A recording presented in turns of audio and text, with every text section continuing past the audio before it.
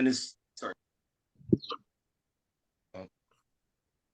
I'll Sorry, start. can you start that again, bro? Yeah, I will start from the beginning. Yeah. And as soon as the commandments came abroad, the children of Israel brought in abundance the first fruits of corn, wine, and oil, and honey, and all of the increase of the field, and the tithe of all things brought they in abundantly.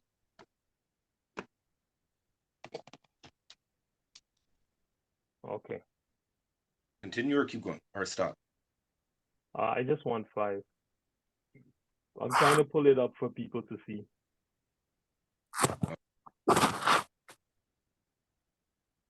I'm hearing a little scratching in the background. I don't know. Whoever is not talking now, if you can mute your line, that'll be great. Okay, so as soon as the order went out, the Israelites generously provided the first fruits of grain, new wine, oil, honey, and all the produce of the field, and they brought in abundance a tithe of everything. Right. So the point here is this: what can you offer for first fruits? Well, it says they brought grain, wine, oil, honey, and all the produce of the field. Right. So suppose you're in the islands and you have an orange orchard. You can bring that. Right. Suppose what you do is I don't know, you farm fish. You could bring that. So the point here is the Most High is telling you, hey, listen, the stuff that you produce, bring the first fruits of it, right? For the feast of first fruits, bring the best of it, so that you can offer it before Him in the temple, right? So let's go to Nehemiah 10 and 36.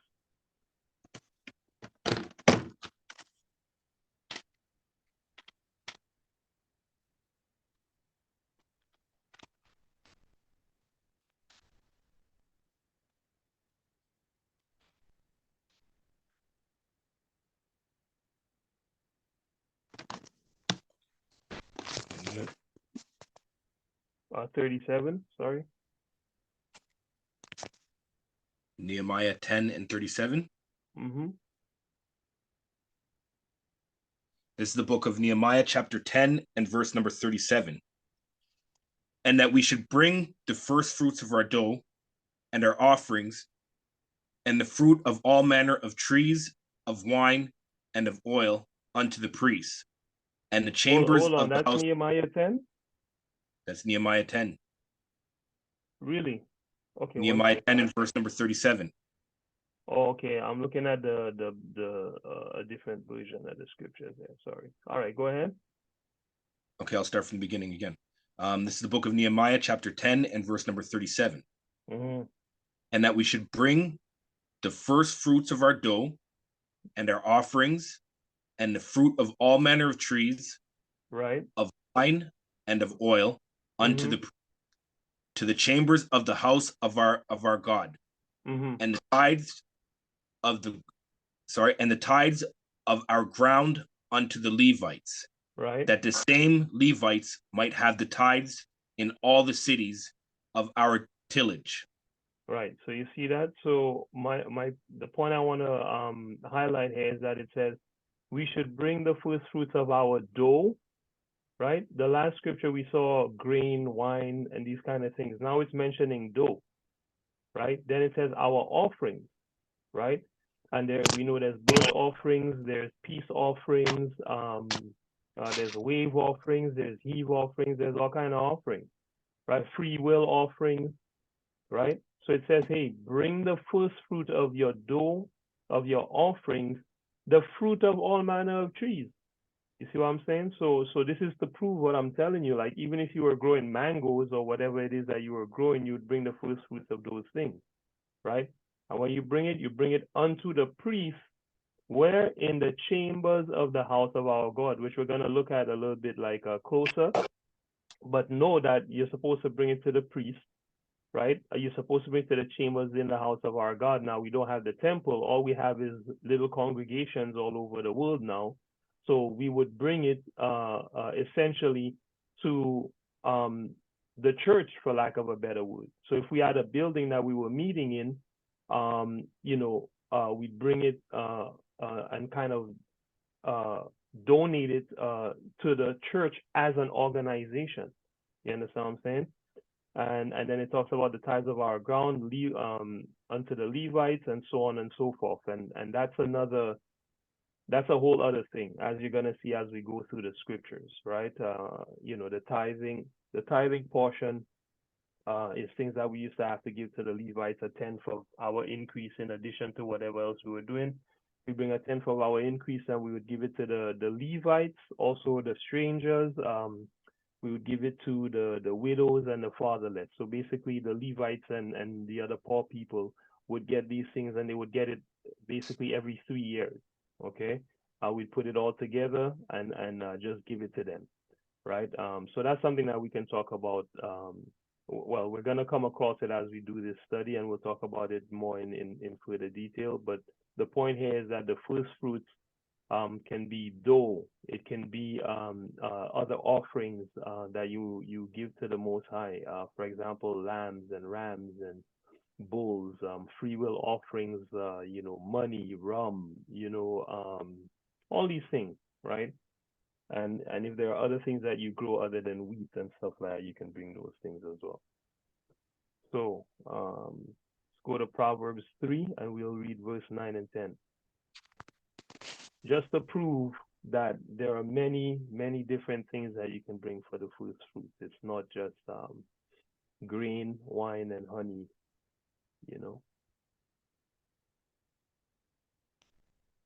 Okay, this is the book of Proverbs, chapter 3 and verse number 9.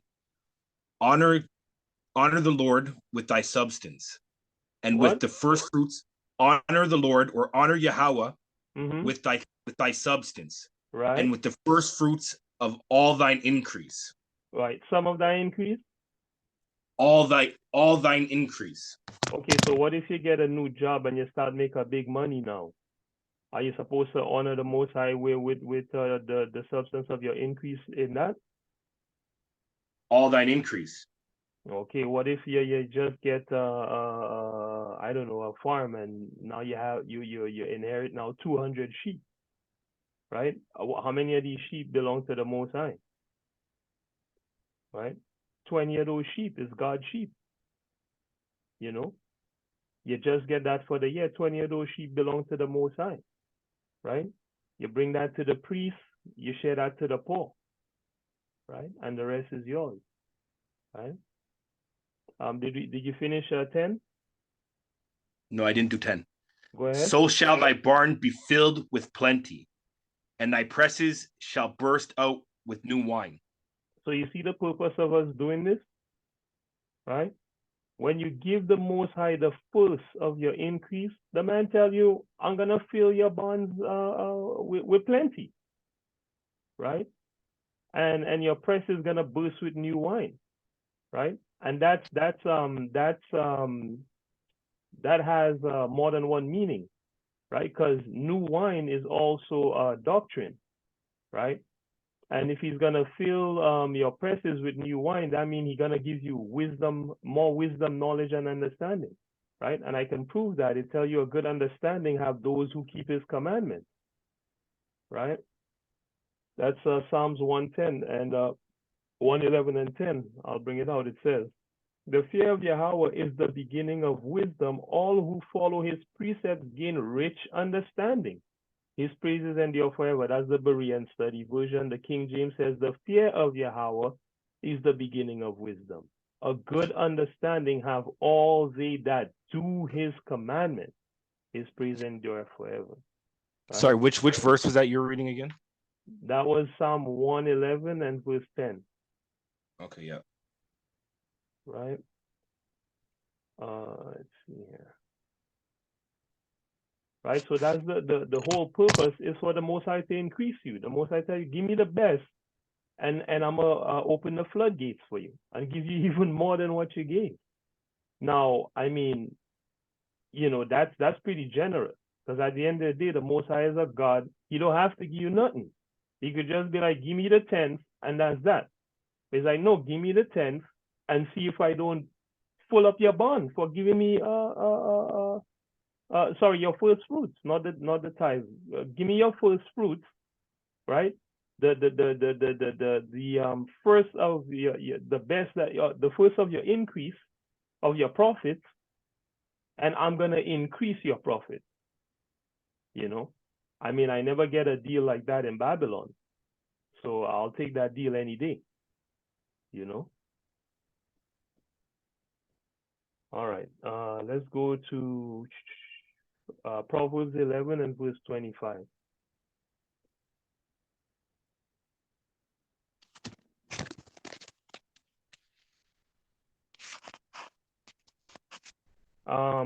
The people that are on the line, you guys can see the scriptures, right? As I'm pulling them up on the screen and stuff, and you guys can see me on the screen, right? Yeah. All right. And verse 25, you said? Yeah, Proverbs 11 and verse 25. This is the book of Proverbs, chapter 11, and verse number 25. The liberal soul shall be made fat, and he that watereth shall be watered, also himself. You see that? The liberal soul shall be made fat, and he that watereth shall be watered also himself. This is just reiterating what the Most High said. Hey, you give me your first fruits. Now, this is not talking about first fruits, but he's telling you, when you give, you yourself also gonna get back, right? And this is all over the scriptures, right? Yahweh Shai says it's better to give than to receive. You know. All right. So things you can offer for the first fruits: grain, wine, oil, honey, money, any of your produce of the field, right? If you're a manufacturer, any other thing that you manufacture, you know, whatever you put your hands to, and the Most High gives you increase in, you could bring that as an offering of first fruits, right, to the Most High. Okay. The next thing we're gonna look at is let's see. I think I want to look at Leviticus. Let's go to Leviticus chapter 2.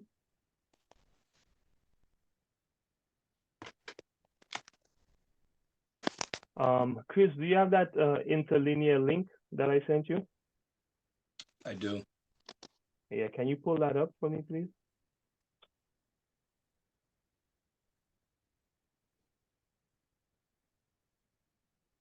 So we're gonna go from verse 12, right? And you know what I will do? I will read it in the King James, and then I'll have you kind of read it in the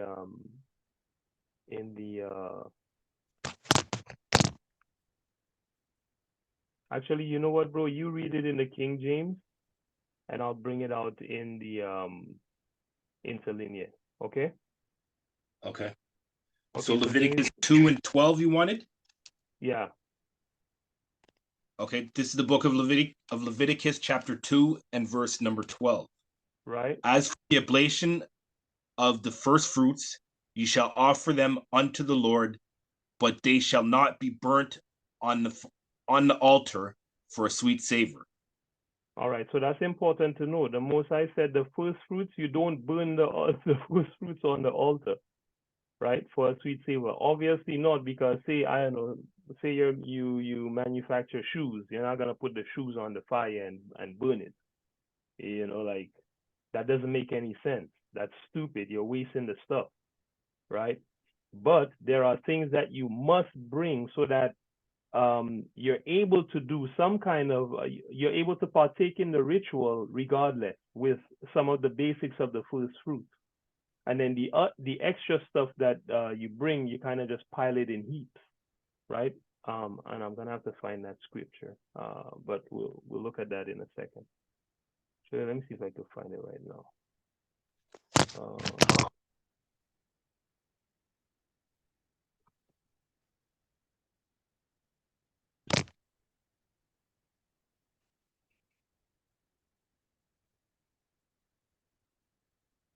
Second Chronicles 31, right? Second Chronicles 31 and 7. I'm gonna just bring it out. It says, in the third month they began to lay the foundation of heaps and finished them in the second month, in the seventh month. And Hezekiah, hold on, I want to get some context here. Verse 4.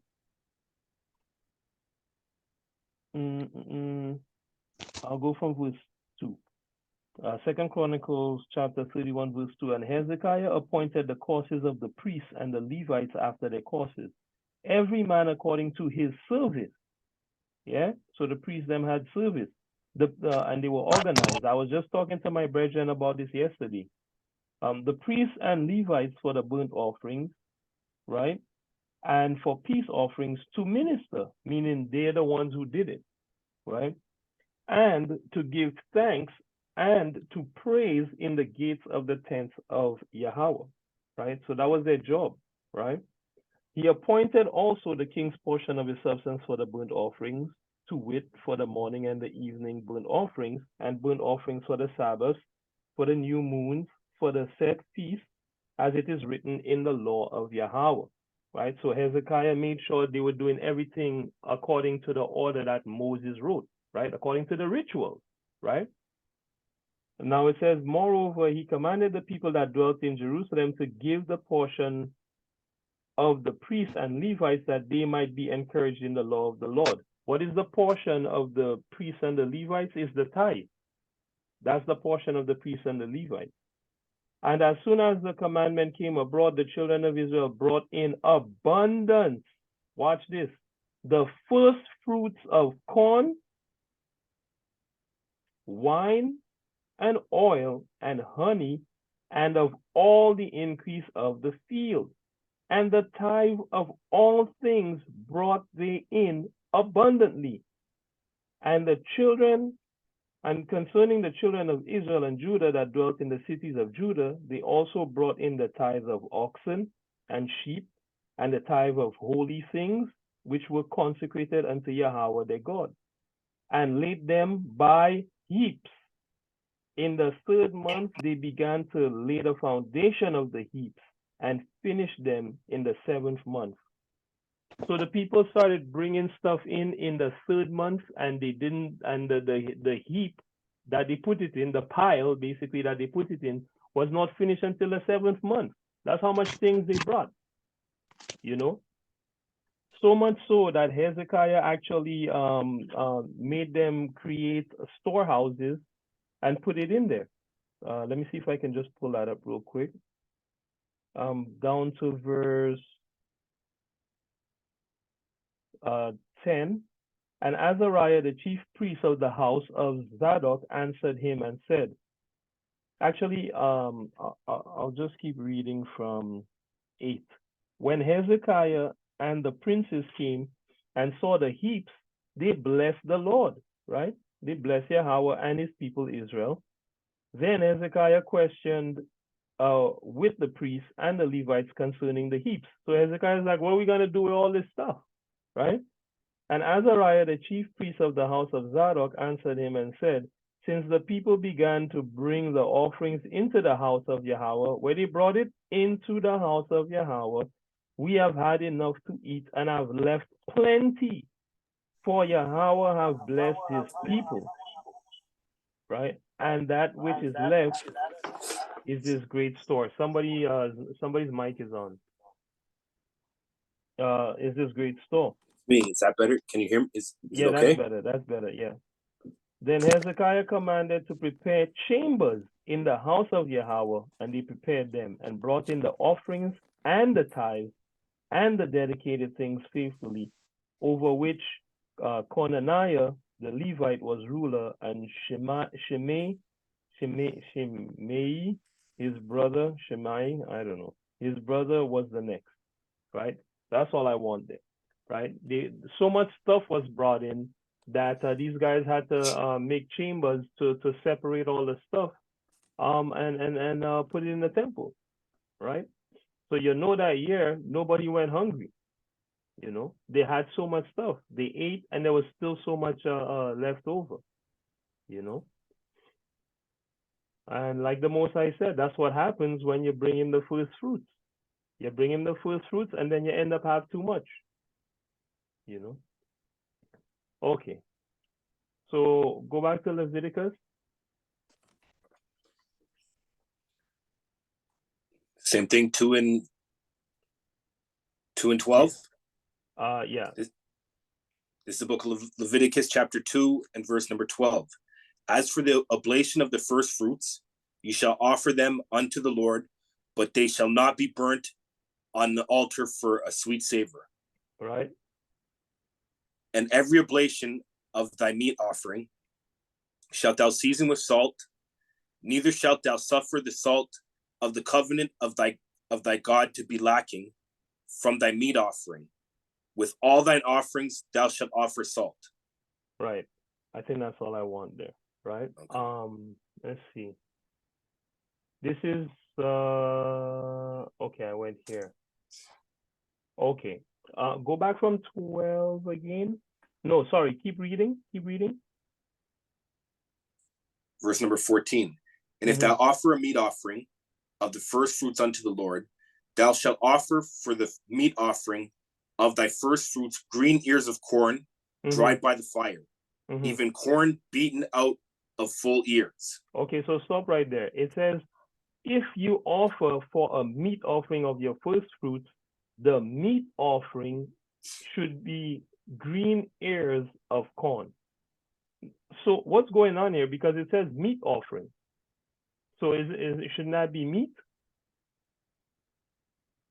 Why are they offering green ears of corn? And it says meat offering.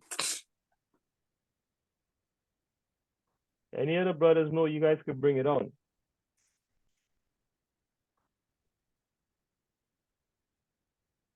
Okay, well, we looked at this last week. The meat, it says meat offering here in the English translation, but it doesn't actually say meat offering. It says grain offering. That was 14, right? Yes. Okay, so when I bring up the interlinear here from Bible Hub, it gives you the straight translation from the Hebrew. Okay, this thing is like 99% accurate. It says, and if, right here, and if you offer, because Hebrew is read from right to left, we know, and if you offer a grain offering, it didn't say meat. You understand? The King James just translated it as meat because maybe that's how they spoke during that particular time, right? It says a grain offering of your first fruits to Yahweh. Watch this. It says green heads of grain roasted on the fire, grain beaten from full heads you shall offer, right? For the grain offering of your first fruits, right? Now bring out 14 again. Sorry, brother. Verse number 14 again. And if thou offer a meat offering of thy first fruits unto the Lord, thou shalt offer for the meat offering of thy first fruits green ears of corn dried by the fire, even corn beaten out of full ears. All right. So why the hell did they write green ears of corn when the scripture actually says in Hebrew, grain offering? Think about that. You understand? You know, all these translations of the scriptures, you know, have little deceptions in them. All of them, every last one. The King James has the least amount, but it still has them in there. So when you're studying, you still have to think to yourself, you still have to build on the foundation of Yahweh Shai, which is don't break the law, You understand? And if somebody break the law, you can't kill them. You know, you have grace, but don't break the law. Now, if you know you're not supposed to be breaking the law, when you read certain things in the scriptures that look like you should be breaking the law, you're gonna second guess them and be like, what the hell? Why does this say this? And we're gonna look at an example of that. We might as well look at it right now. We might as well look at it right now. Hold that at 15 and go to Leviticus 23.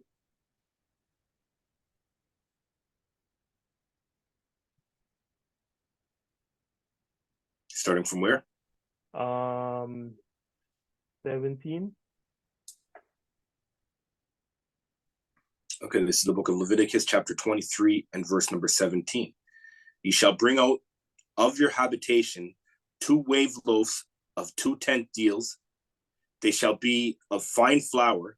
They shall be baken with leaven. What? They shall be baken with leaven. Right? They are the first fruits of the Lord. Okay. So it says, you shall bring out of your habitations 2 wave loaves of 2 tenth deals. They shall be of fine flour. They shall be baken with leaven. They are the first fruits unto Yahweh. So when you read that, you're like, okay, well, baken with leaven, okay. But I study my scriptures. So I know the Most High said this, right? Go to Amos 4, actually go to Leviticus 2 and read verse 11. This is the book of Leviticus, chapter 2, and verse number 11. No meat offering which ye shall bring unto the Lord shall be made with leaven. What? For, I'll start from the beginning.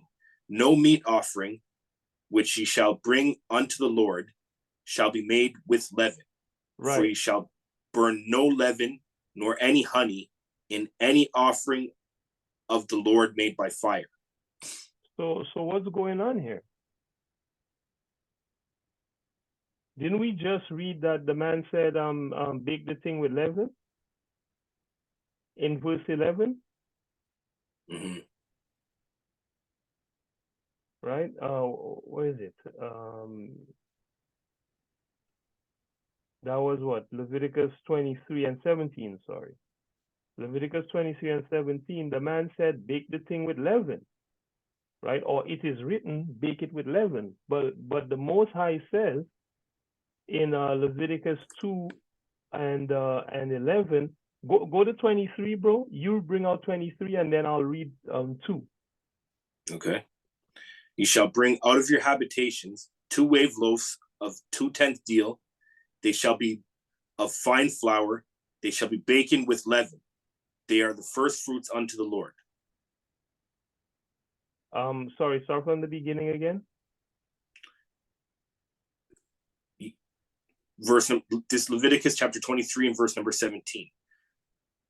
Ye shall bring out of your habitations 2 wave loaves of 2 tenth deals. They shall be of fine flour. They shall be baken with leaven. They are the first fruits unto the Lord. So here it's saying your first fruit offering is supposed to come to the Lord baked with leaven. Right? Read 16. Let's see what kind of offering this is. Watch this. Read 16. Verse number 16. Even unto the morrow after the 7th Sabbath, ye shall number 50 days, and ye shall offer a new meat offering unto the Lord. Okay, so stop right another there. grain offering. Remember, we just saw that the meat offering is actually a what offering? A grain offering. Okay, so use the word grain in there and read that again. Let's see what the hell is going on. Okay.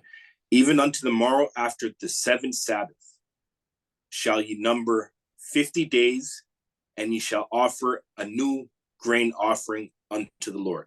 Right. So that's the offering of Pentecost, which is first fruits. Yes. Right? It says offer a new grain offering at that time. Read on.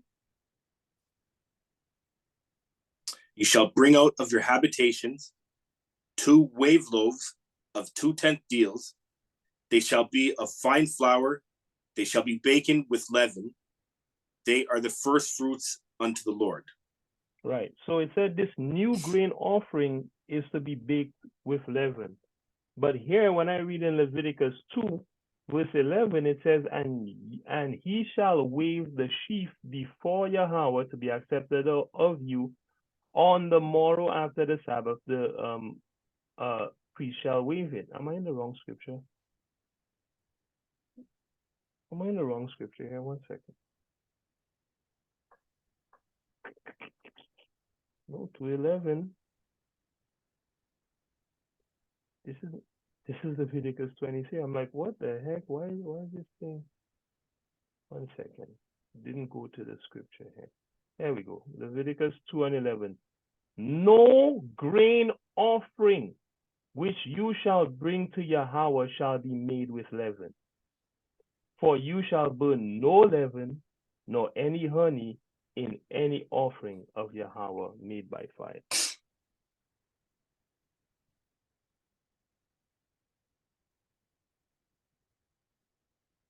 Right? So, I mean, what's going on here?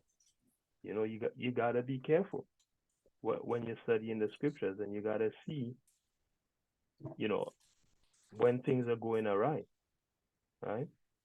Go to Amos 4 and verse 5. So are we to bake these things with leaven or not? You know, I personally think the answer is no. You know, but you guys can look into it more and see what you think. Amos 4 and 5. This is the book of Amos, chapter 4 and verse number 5. And offer a sacrifice of thanksgiving with leaven, and proclaim and publish the free offerings. For this liketh you, O ye children of Israel, saith the Lord Yahweh. All right. Continue. On. Yeah. And I also have given you cleanness of teeth in all your cities, and want of bread in all your places. Yet have you not returned unto me, saith the Lord. All right. And all. So go ahead. Continue. Yep. And also I have withholden the rain from you, when there were yet 3 months to the harvest, and I caused it to rain upon one city, and caused it not to rain upon another city. One piece was rained upon, and the piece whereupon it rained not withered. Right. So 2 or go ahead. Okay. So 2 or 3 cities wandered unto one city to drink water, but they were not satisfied. Yet have they not returned unto me, saith the Lord. Right. I have smitten you with. So hold on. Okay. So what's happening here right now? The Most High is doing, is punishing Israel. You know what I mean? He's bringing evil upon them. Right? He said, hey, you're going from one city to the next to drink water, but you're not satisfied. Right? He says, I will give you cleanness of teeth in your cities, which means what? You guys gonna starve. Want of bread, right? You're not gonna have food. That's why your teeth clean. You're not eating any food, right? He said, I did all this, yet you didn't return to me in verse 6. He told you in verse 7, I took the rain away, right? And you guys still didn't come back, right? Read on. Verse number 9. I have smitten you with blasting and mildew, when your gardens and your vineyards and your fig trees and your olive trees increased, right? And palmer worms devoured them. Yet have you not returned unto me, saith Yahweh. You see that? The Most High, he keeps bringing evil upon Israel, and they're not coming back to him. Read on. I have sent among you the pestilence after the manner of Egypt. Your young men have I slain with the sword, and have taken away your horses, and have made the stink of your camps to come up unto your nostrils. yet have you not returned unto me, saith Yahweh. Okay, so stop right there. Now go read from 1 back down to 5 and tell me if the Most High is actually telling you to offer your sacrifices with leaven, or if there's something else going on there. Go ahead. Okay. This is the book of Amos, chapter 4, and verse number 1. Hear this word, ye kine of Bashan, that are in the mountain of Samaria, which oppress the poor, which crush the needy, which say to their masters, bring and let us drink. The Lord God hath sworn by his holiness that, lo, the day shall come upon you that he will take you away with hooks, and your posterity with fish hooks. All right. So the Most High say, hey, listen, I have sworn by my holiness, a day gonna come upon you where I'm taking you away with hooks. Right? I know you guys seen these scary movies where they put hooking people back. That's not pleasant. You understand? If somebody take you away with a hook, that's not pleasant. If you ever catch a fish, you know what I'm talking about. Right? And he says, your posterity, I'm taking it away with fish hooks. Right? Let's get this meaning of posterity. All future generations, your descendants. Yikes. So I'm taking your descendants away with fish hooks. What happened when you hook a fish? That's captivity. Because the fish was minding its own business, just trying to eat some food, and bam, catch the fish, you put it in captivity, and now the fish is at your mercy, right? You could chop it up and eat it, you know. You could do the fish wickedness, pluck out the fins or whatever. You could just throw it back. It's at your mercy. So the Most High is saying the day is going to come when I'm going to take you guys away with hooks and your descendants with fish hooks. Problems coming for you guys. Read on. Verse number 3. And ye shall go out at the breaches, every cow at the which is before her, and ye shall cast them into the palace, saith the Lord. Right. Come to Bethel and transgress at Come to Gilgal. Bethel and do what? And transgress. Meaning sin. At Gilgal. Sin, yeah. Go ahead. And transgress at Gilgal, multiply transgressions. And bring your sacrifices every morning, and your tithes after 3 years. Right. So stop right there. He says, come to Bethel and sin. He said, go to Gilgal and multiply sin. Right? Bring your sacrifice every morning, okay, which we know is lawful.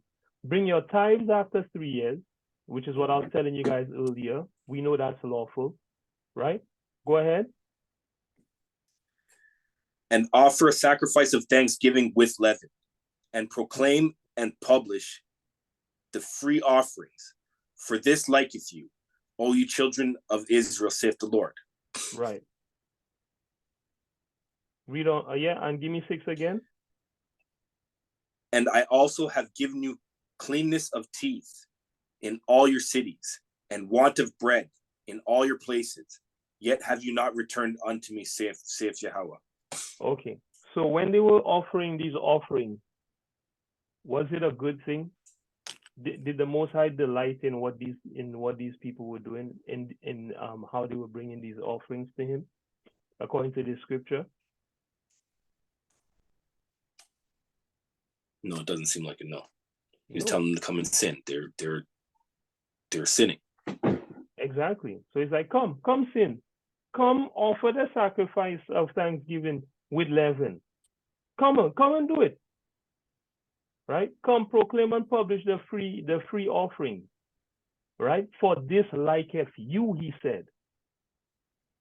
He didn't say that's what I like and it's all good. He said that's what you like. So you come and do it.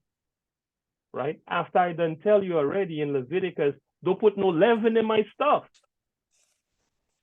You know? And what happens at Easter? Right? Esau, make sure you eat bun and cheese.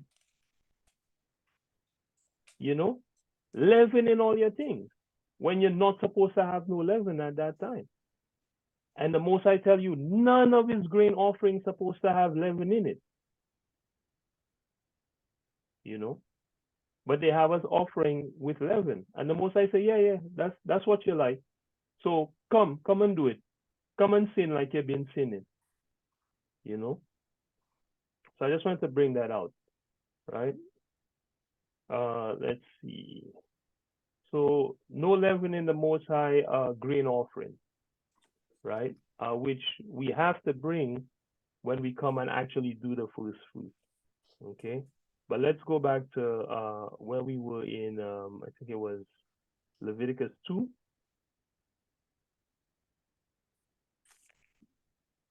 Leviticus 2 and 12, I believe. No, we're at 15. Yeah. So Leviticus 2 and 15.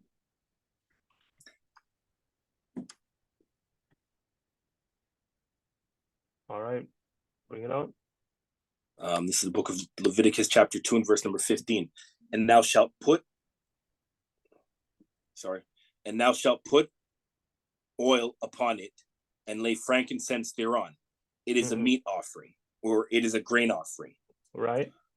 And the priest shall burn the memorial of it, part of the beaten corn thereof. It's not corn. And part of the beaten what? Beaten grain. Mm-hmm.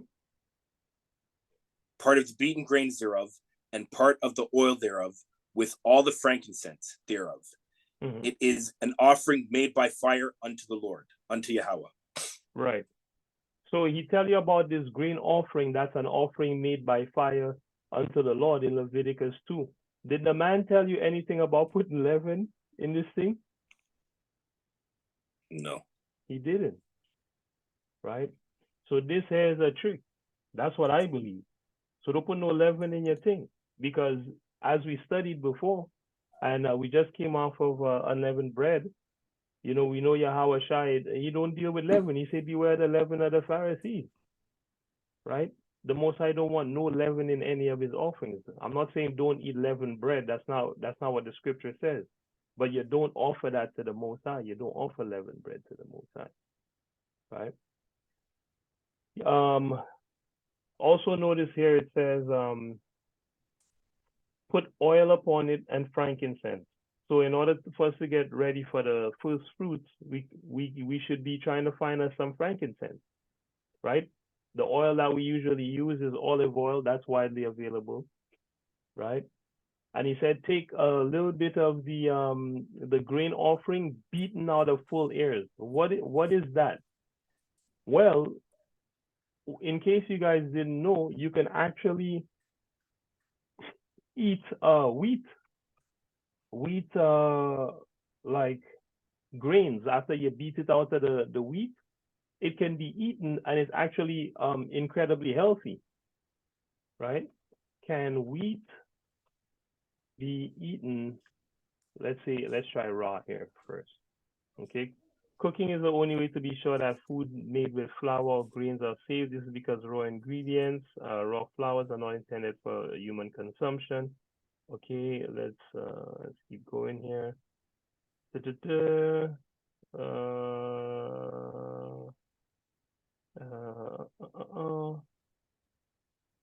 Little known science research. Okay, that's Cora.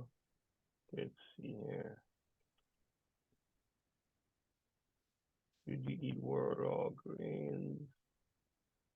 Thewholeportion.com. Can you eat raw wheat? Yes, it can be eaten raw. However, eating too much raw wheat can lead to various diseases. So you can eat some of it raw, but that's not what we're looking for. We're looking for the roasted. Roasted wheat is known for providing better texture along with offering vital nutrients and enhancing the flavor of finished product. This has led manufacturers to opt for roasted wheat to produce tastier and healthier snack products. Now, I also saw, let me see if I have it here, an article that let you know that 1 cup of wheat, roasted wheat, actually provides your full day's worth of calories, you know, which I was like, what the heck? Let's see if I can find it here.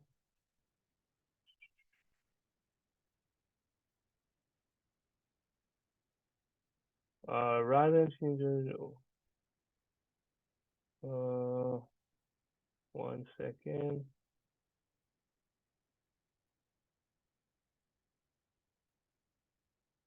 Then I should have saved this thing. Let's see here. Roasted wheat nutrition.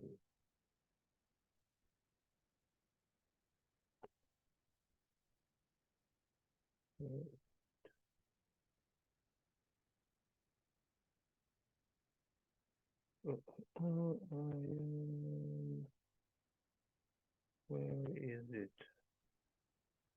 That's not what I'm looking for.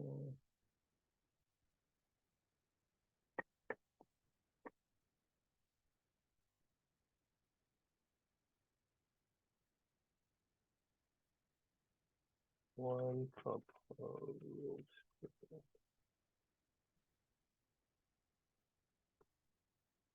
I don't remember what I searched for and this thing came.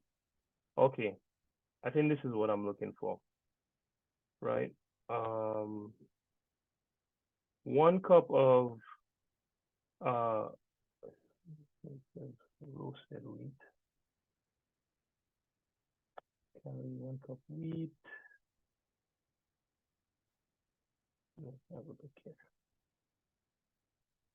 Okay, so this is how much 1 cup of wheat has in it. All right, 1 cup of wheat, 632 calories. Okay, right? A human being needs the 2,000 average, right? Brother Chris, calories for the day. I Brother believe it's Chris, something like that. I believe yeah, it's that's something what like it that. is. It's I don't know. 2,000. It's 2,000. We can look it up. It's I'll Google 2,000. it. Yeah. It gives you 82% of the dietary fiber that you need for the day, almost 40% of the iron that you need for the day, 14% of the potassium that you need, and 4% calcium. What is calcium even doing in wheat? I don't even know, right? 48% of total carbs that you need for the day is in 1 cup of wheat. 48% is in 1 cup of wheat, right? So I bring that out to show you the Most High know why he had us eating these things. And when you roast the wheat, it increases the nutritional value.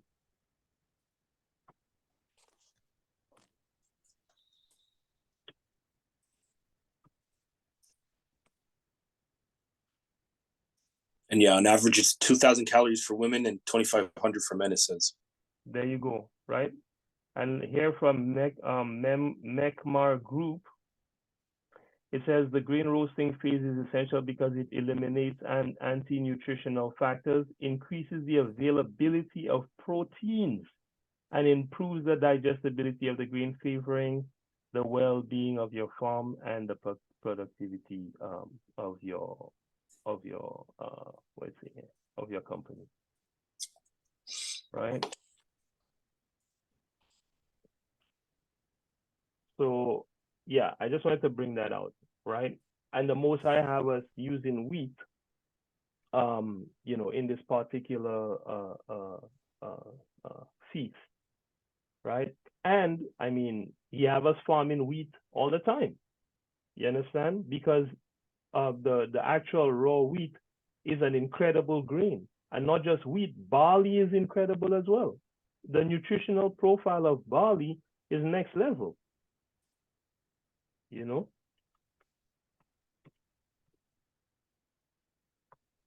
How healthy is barley?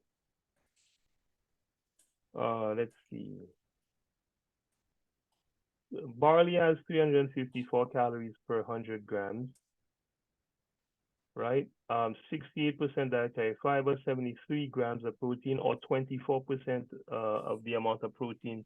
Wait, sorry, carbs. Sorry, 73 grams of carbs, 24% of the carbs that you need for the day. 12% potassium, which is 452 milligrams. 19% of your daily iron, right? 15% of your B6, 33% of magnesium, right? And then it also has calcium in there, right? Right? 9 impressive health benefits of barley, rich in many beneficial nutrients, it tells you, reduces hunger and may help you lose weight. Insoluble and soluble fiber contents improves digestion, may prevent gallstones and reduce your risk of gallbladder surgery. You hear that? Beta glucans may help lower cholesterol, may reduce heart disease risk. Magnesium and soluble fiber may protect against diabetes, may help prevent colon cancer. Now, keep in mind, they're always going to say may, because these are natural products and they want you to take pharmaceuticals, right?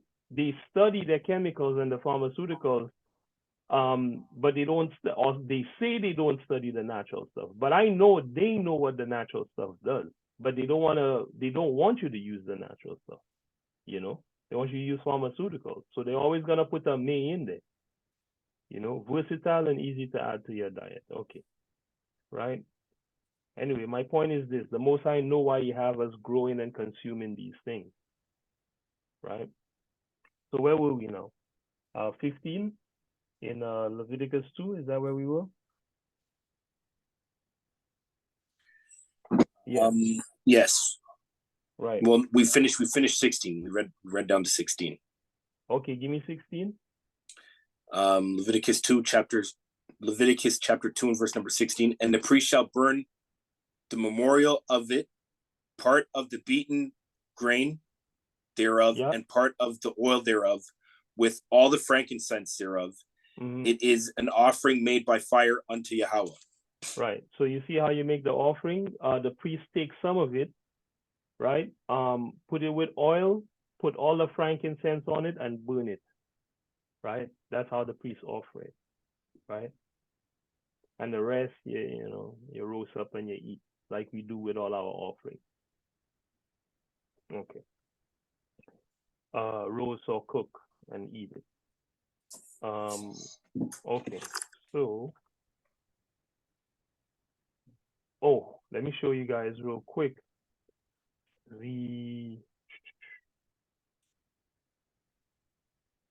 when you go in the interlinear, where is it? It actually tells you that it's green. There we go. Leviticus chapter 2 up here, right, as you can see. And we go down to, I'll go from 12, same way, and just read it through. As for the offering of the first fruits, you shall offer them to Yahweh, but on the altar not. They shall be burned for aroma sweet. And every offering of your grain with salt you shall season, and not you shall allow to be lacking the salt of the covenant of your God from your grain offering. With all your offerings you shall offer salt. And if you offer a grain offering of your first fruits to Yahweh, green heads of grain roasted on the fire, grain beaten from full heads you shall offer for your grain offering of your first fruits. And you shall put on it oil and lay on it frankincense. It is a grain offering, and shall burn the priest. Shall burn the priest, meaning the priest shall burn the memorial of it.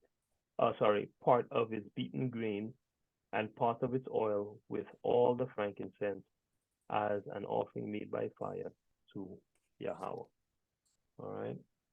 So there you have it. Okay, what was that?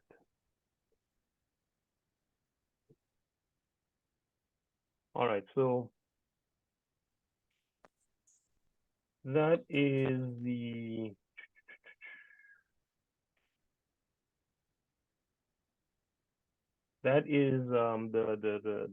first fruits, well, part of the first fruits ritual. Okay. The priest take it and you beat it out of the heads of grain, and the priest take it with the frankincense and the oil, and burn a portion on the altar, right? And the rest you deal with it. So Next thing I want to look at is who gets the first fruits. Go to Numbers 18, right? Who gets the first fruits offering? Numbers 18 and 12. 18 and 12. Yeah. This is the book of Numbers, chapter 18 and verse number 12. All the best of the oil and all the best of the wine and of the wheat, the first fruits of them, which they shall offer unto Yahweh, them have I given thee. And whatsoever is first ripe in the land, which they shall bring unto Yahweh, shall be thine. Everyone that is clean in thine house shall eat of it. You hear that? That's all I want there. And who is he talking to? Read verse 8. This is the book of Numbers, chapter 18, verse number 8. And Yahweh spake unto Aaron, behold, I also have given thee the charge of mine heave. The charge of mine heave offerings, of all the hallowed things of the children of Israel. Mm-hmm. Unto thee have I given them by reason of the anointing, and to thy sons by an ordinance forever. Yeah, that. So the Most High tell Aaron, he gave all the holy things, all the hallowed things, the things set apart for first fruits and tithes, right? He's given it to Aaron and his sons by an ordinance forever, right?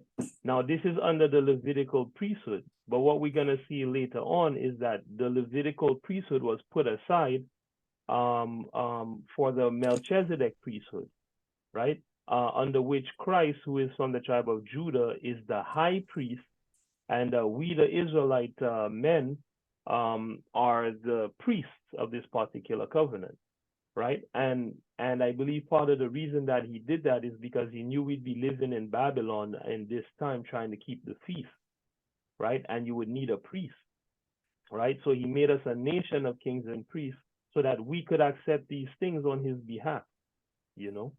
But we'll look at that as we go down. Okay, so he said the best of what you have, right? The best oil, the best wine, and of the wheat, the first fruits of them which they shall offer unto Yahweh, them have I given thee, meaning the priests, Aaron, the high priest and the priest, right? Okay, so he gave them the best. So when you see fine flour, for example, right? What kind of flour is that? Right? The best, I guess it'd be the best flour. It has to be the best flour. It can't be the rinky-dink one, you know. And we'll prove that later on, because I know you know, one of the sisters had a question about that, so I went and looked at it and I found it, so I'll bring it out. Let me see. So Nehemiah 10. Nehemiah 10, and we'll go from verse 35.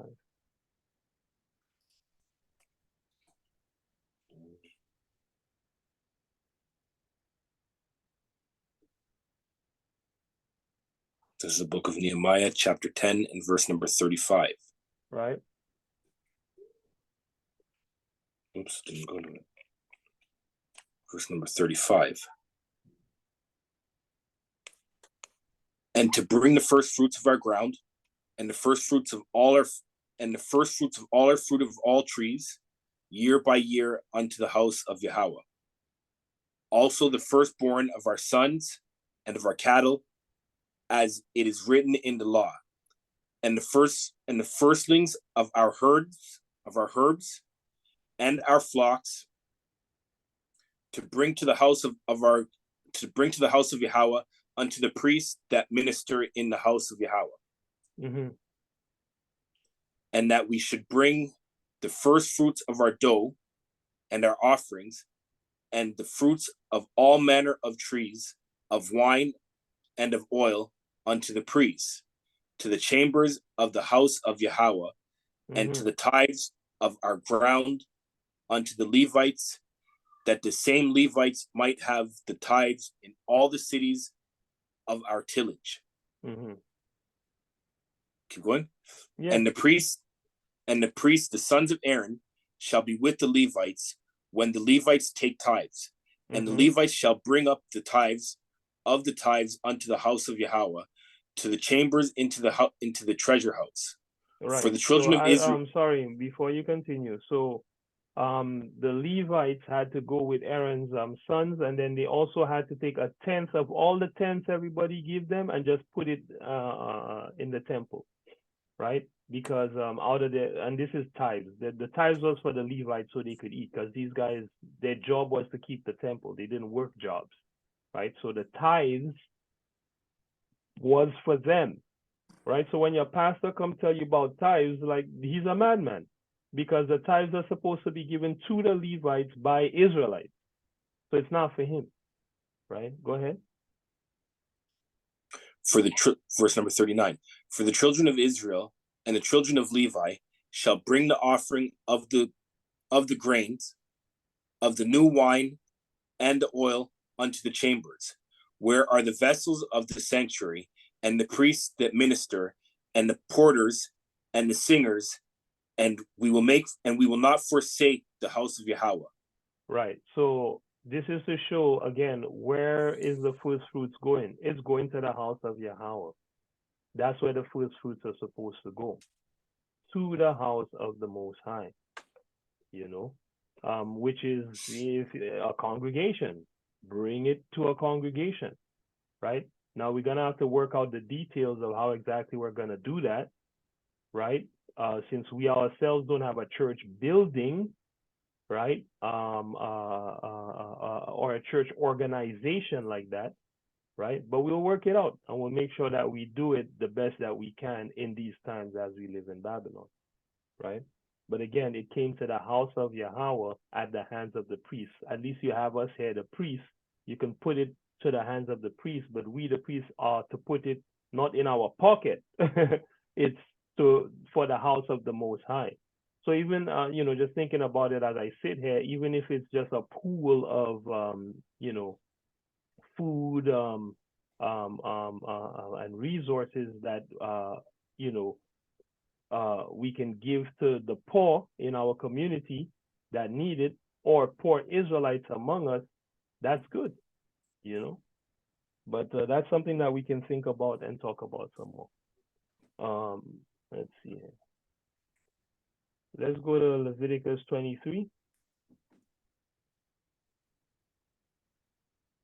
And we'll read verse 10.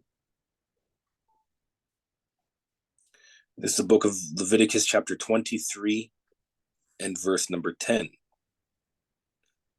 Speak unto the children of Israel, and say unto them, when ye be come into the land which I give unto you, and shall reap the harvest thereof, then ye shall bring a sheaf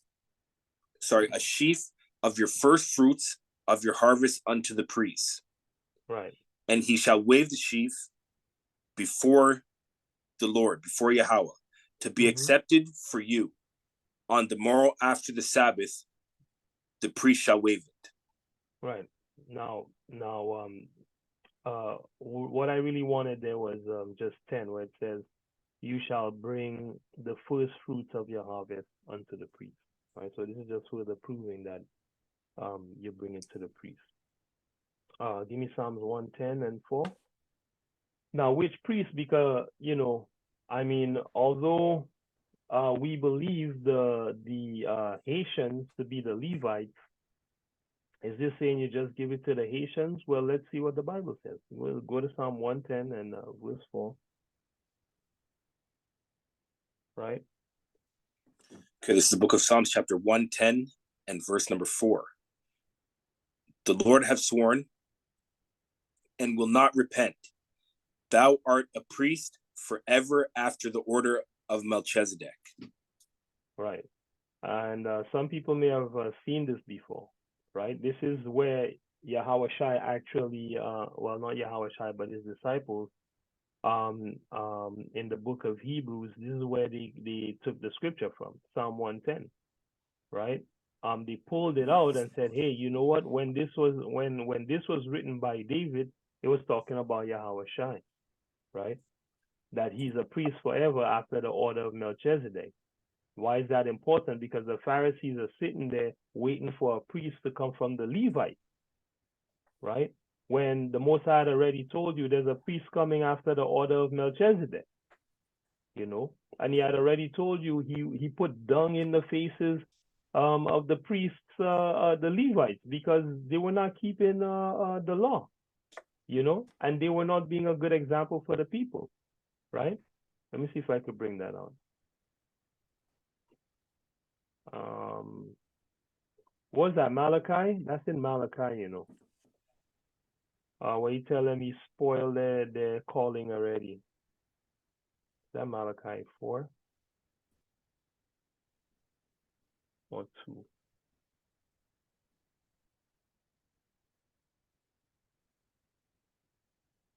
All right, here we go. Malachi 2 and verse, I'll go from verse 1. And now, O ye priests, this commandment is for you. If you will not hear, and if you will not lay to heart to give glory unto my name, saith Yahweh of armies, I will even send a curse upon you, and I will curse your blessings. Yea, I have cursed them already, because you do not lay to heart. Behold, I will corrupt your seed and spread dung upon your faces, even the dung of your solemn feast. Yeah, and one shall do what? Take you away with it, right? So instead of keeping the proper feast, you're gonna start keeping bare garbage, right? And the Most High say he's gonna spread dung upon the face of the priest, right? And part of what makes me believe that this is the Haitians is because out of all the Negroes, you know, these guys have it the worst. You know, they're eating mud pies over there, man. You know, because the people are so hungry, right? And the foot is just upon their neck. They have it terrible. You understand? Right now, their place, you know, is just bare gangs running the place. You know, they've had so many earthquakes. You know, they're just doing the worst. You know, and so, you know, for that reason, as well as, you know, the fact that the Most High says, basically Simeon and Levi gonna live next to one another in the last days, and I believe that's Genesis 49. When I add these things together, I believe that it's the Haitian, as well as other scriptures, you know, that tell you they're gonna spread themselves among the people. And these brothers, Sakari brought it out that you know, Haitians are one of the diasporas that are most spread among all the other Negroes within the world. Like the Haitians, just they go everywhere basically. So for these reasons, we believe that these guys are the Levites. Okay, so where were we? Did we just bring out Psalm 110 and 4? Yes. All right, give me that again, please. This is the book of Psalms, chapter 110, verse number 4. The Lord hath sworn and will not repent. Thou art a priest forever after the order of Melchizedek. Right. Okay, so who is that talking about? We know that's talking about Yahweh Shai. Let's prove that. Go to Hebrews 4:15.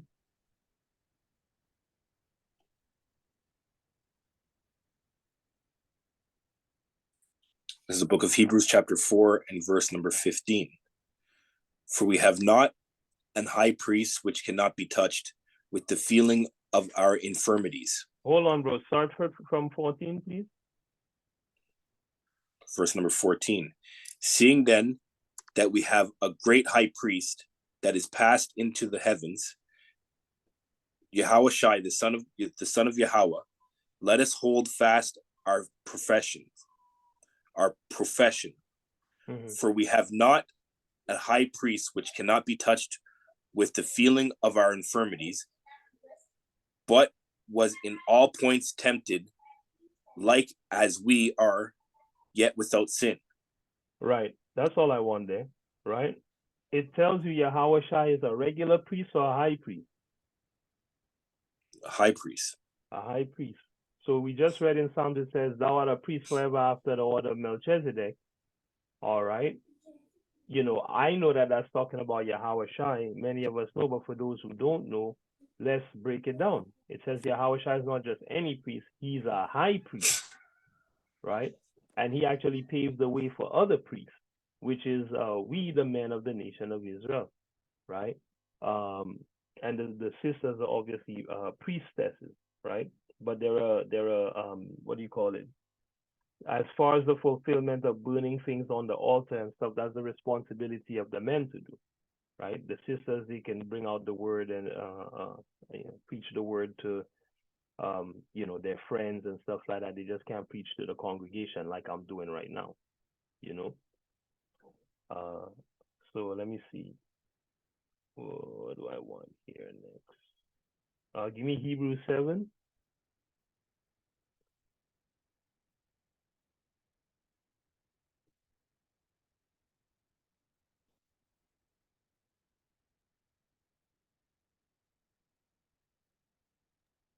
What verse do you want? Give me verse 11. This is the book of Hebrews, chapter 7, and verse number 11. Yeah, we're going to 15, okay? Okay. If therefore perfection were by the Levitical priesthood, for under it the people received the law, what further need was there that another priest should rise after the order of Melchizedek, and not be called after the order of Aaron? You see that? So the order of Aaron is the Levitical, and the order of Melchizedek is what was around before Aaron's priesthood, and it's what's around. This is after Aaron's priesthood. The Melchizedek order is the eternal priesthood. That's what it's called, the order of Melchizedek, right? Which I believe actually says Malak Zadok, but it's all good. Go ahead. For the priesthood being changed, there is made of necessity of change also of the law. For he of whom these things are spoken pertaineth to another tribe, of which no man gave attendance at the altar. You hear that? Right? So our high priest, Yahweh Shai, the man was not ordained to do no altar work at all. Right? So it's like, okay, so what is he doing as a high priest? That's the question that the Pharisees really had. Right? Read on. For it is evident that our Lord sprang out of Judah, of which tribe Moses spake nothing concerning priesthood. Mm-hmm. And it is yet far more evident, for that after the similitude of Melchizedek, there ariseth another priest. Right. Who is made not after the law of a carnal commandment, but after the power of an endless life. You see that? That's why the man thing eternal. It's made after the power of an endless life. Right? Read on. For he testifieth, thou art a priest forever after the order of Melchizedek. Right. Keep reading, because this is a good one then. For there is verily a disannulling. Disannulling? Oh, a disannulling. Yeah. For there is verily a disannulling of the commandments going before, for the weakness and profitableness thereof. For the law made nothing perfect, but bringing in of a better hope did. Right. By the which we draw nigh unto Yahweh. And inasmuch as not without an oath he made priest. He was made priest, right? So he was there made was an priest. oath. Yeah, sorry. There was the original, you know, the Levites didn't have to do an oath, but Yahweh Shai was made priest after an oath that the Most High himself made. Go ahead. For those priests were made without an oath, but this with an oath by him that said unto him, the Lord swear and will not repent. Thou art a priest for the order forever, after the order of Melchizedek. You see, it says Yahweh said, I swear and will not repent. Thou, Yahushai, art a priest forever after the order of Melchizedek. Read on. By so much was Yahushua made a surety of a better testament. Right. Read And on. they truly were many priests, because they were not suffered to continue by reason of death. Right. But this man, because he continueth ever, hath an unchangeable priesthood. You hear that? His priesthood is the unchangeable one. Read on. Wherefore he is able also to save them to the utmost that come unto Yahweh by him, seeing he ever liveth to make intercession for them. Right. So this is why when we pray in the name of Yahweh Shai, this is the reason. The man make intercession for us, because certain sins we've committed, we have to die for those sins. Right? And that's Colossians chapter 2. Right? It tells you Christ freed us from the law of sin and death. Because certain sin you were supposed to die for, but he make intercession with his blood as the sacrifice once for all. And we know what the all means. It's not everybody, you know. Read on. Verse 26. For such an high priest became us, who is holy, harmless, undefiled, separate from sinners, and made higher than the heavens. And made what? Higher than the heavens. Right. Who needeth not daily, as those high priests, to offer up sacrifice, first for our sins, and then for the people's. For this he did once, when he offered up himself. For the law maketh men high priests, which have infirmity, but the word of the oath, which was since the law, maketh the Son, who is consecrated forevermore. Yo, read that little last part again. Read that little last For the part law again. maketh men high priests, for the law maketh men high priests, which have infirmity. Right. But the word of the oath, which was since the law, maketh the Son, who is consecrated forevermore. Right. Right. So the word of the oath made the Son, who is consecrated forevermore. And this same Son give us power too. Right? Watch this. Did we bring out Hebrews 4:15 already? I feel like we did. Yes. Okay, yes, we did. Give me 9 and 11. Hebrews 9 and 11. This is the book of Hebrews, chapter 9, and verse number 11. But Christ, but Hamashiach, being come a high priest of good things to come, by a greater and more perfect tabernacle, not made with hands, that is to say, not of this building, neither by the blood of goats and calves, but by his own blood, he entered in once into the holy place, having obtained eternal redemption for us. What kind of redemption? Eternal redemption. You see that? That's Forever. why it says there's no condemnation for those who are in Messiah, Yahweh Shai, if they keep the commandments. That's why it says that, because the man obtained the eternal redemption for us. So we can make mistakes. That's why it says a righteous man falls 7 times. We could keep making mistakes, but as long as we sincerely pushing through, by the time we reach the Most High, he's not going to count any sin against us. Not one. You know? Read on.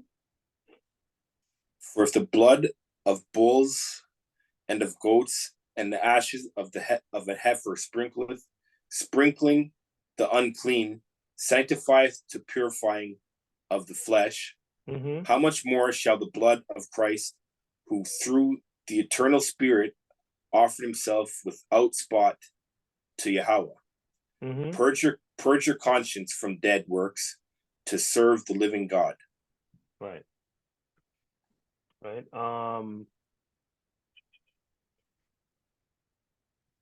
So this is just to solidify, showing you the power of Yahweh Shai as the high priest. Now watch what he did. Revelation 1:6. Watch what he did with this power that he has. Well, really, Christ has all the power, right? It tells you, the scriptures say, when I said Hebrews are probably saying, what? Who be doing it like what? How does Christ have all the power? Well, he says all power has been given unto him. Now we know obviously Yahweh is the one that gave it to him, right? But basically the Most High give the man power to rule all of this. You understand? And to make decisions, concerning this, right? Why you think you're gonna come before the judgment seat of Christ? Because he's the one that's been a man, so you know how to judge you righteously. And the Most High gonna stay there and say, okay, all right, that's how you go. All right, cool. Right? He gives him the responsibility. Right? This is Matthew 28, verse 18. Yahweh Shai came to them and said, all authority in heaven and on earth has been given to me. So the Most High give him the authority. Therefore, go and make disciples of all nations, baptizing them in the name of the Father and of the Son and of the Holy Ghost. Right? And, this is a whole other lesson, but that says, go and disciple the nations. Right? Meaning teach the 12 tribes. Having come to them, Yahweh Shai spoke to them, saying, has been given to me all authority in heaven and on earth. 18. 1 second. Having gone, therefore, disciple all the nations, baptizing them in the name of the Father. Now, people might think that means everybody.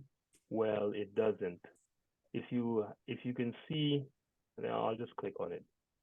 A race. The word is ethnos. It means a race. Go disciple the race.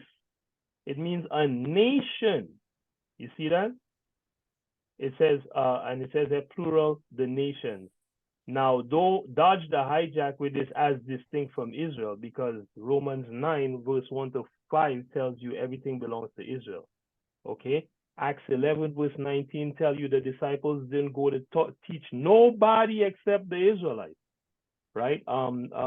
James 1:1 tells you the same thing. Hebrews 13, the last verse, tells you the same thing. I mean, it's too much, right? Anyway, brother, go ahead. Revelation 1:6.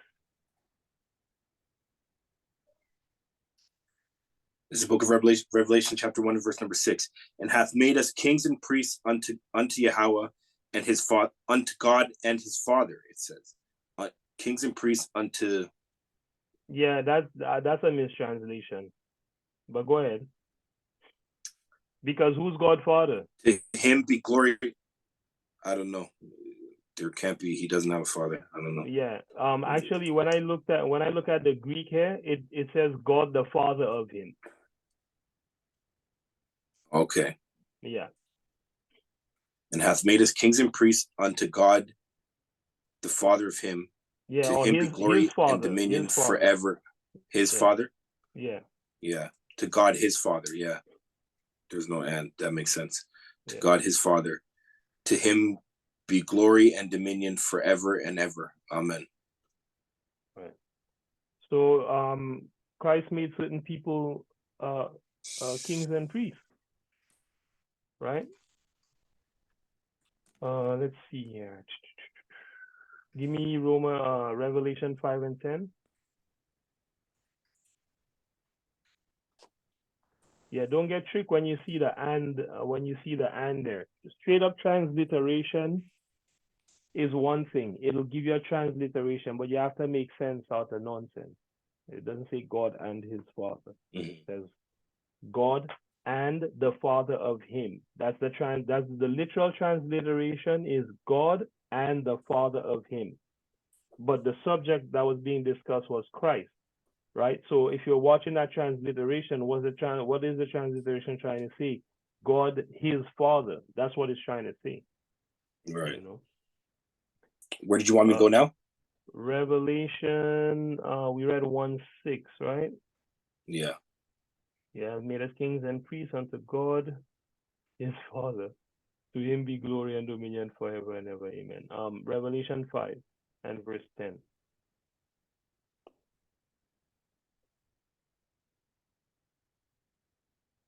Revelation 5 and 10. Okay, this is the book of Revelation, chapter 5 and verse 10. And has made us unto our God kings and priests, and we shall reign on earth. And we shall reign on the earth. Yeah, right? So he made us unto our God. God is the God of Israel, right? So he made us unto our God kings and priests, and we shall reign on the earth, right? So when you see, so as we do the first fruits and, bring certain things to the priest, we got to bring it to the men of the Lord, because that's the priest in these times under the order of Melchizedek, right? Hopefully everybody get that, right? Okay. Okay, so what do we do on the day of first fruits? All right, we're gonna look at that quick, and then that'll be it. All right, what do we do on the day of first fruits? Numbers 28.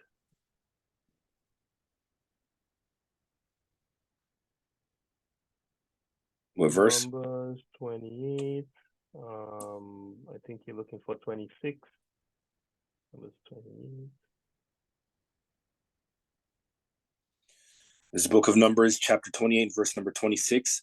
Also in the days of the first fruits, when ye shall bring a new grain offering unto Yahweh, after your weeks be out, ye shall have a holy convocation, ye shall do no servile work. But ye shall offer the burnt offerings for a sweet savor unto Yahweh, 2 young bullocks, 1 ram, 7 lambs of the first year. Mm-hmm. And their meat offering, and their grain offering of flour mingled with oil, 3/10 deal unto 1 bullock, 2/10 deal unto 1 ram, a several tenth deal unto 1 lamb throughout the 7 lambs, and 1 kid of the goats to make an atonement for you. You shall offer them besides the continual burnt offering, and his grain offering, they shall be unto you without blemish, and their drink offering. And their drink offerings, right? So there's a couple of things going on here. We're going to break it down verse by verse. Hold on. Oh, man, I didn't even go to the scripture. Numbers 28. Numbers 28, 1 second. 28. And from 26. 26. Okay. So yeah, we'll break this down scripture, verse by verse. So the first thing you said, make sure you have a holy convocation, right? Read verse 26. Also in the day of the first fruits, when you bring a new grain offering unto Yahweh, or unto the Lord, after your weeks be out, you shall have a holy convocation, and you shall do no servile work. Right, so there's a lot in there. Also in the day of the first fruit, so when it actually comes, when you bring what? A new grain offering. So that's the first thing you got to bring, a new grain offering, right? You have to make sure you have a holy convocation, a service, and you can't work that day, right? Do no servile work, all right?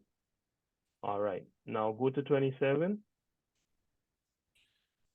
Verse number 27, but you shall offer the burnt offering for a sweet savor unto the Lord, 2 young bullocks, 1 ram, 7 lambs of the first year. Right, so you're going to bring a burnt offering, right? Now, we're not farmers and we don't have this stuff. So what we're going to do is we're going to buy some beef, right? Or buy some ram or buy some lamb, right? And bring that and offer it as a burnt offering according to the ordinance, which if I remember correctly, we're barbecuing that. Am I right with that, Brother Chris? Yeah, I believe so, yeah. Yeah, I Yeah, think the burnt that's exactly offering what it is is. always a barbecue thing. Still, no water Hmm. in that, right? Yeah, Yeah. yeah. So we barbecue in those things. Let's see. Um, duh, duh, duh. Where does it mention the goat here? Oh, the goat is in 30. And Okay. 30. Okay, so that's fine. Go to 28. And their grain offering of flour mingled with oil, 3/10 deals unto one bullock, 2/10 deals unto one ram. Right. So obviously again, we don't have the one bullock and the one ram. We don't have these whole animals, right? So what we'll do is we'll put together our dough, the fine flour mixed with oil, right? And make ourselves some unleavened bread there, right? Or dumplings, for the stew that we put on the side and thing like that. Um, let's see here.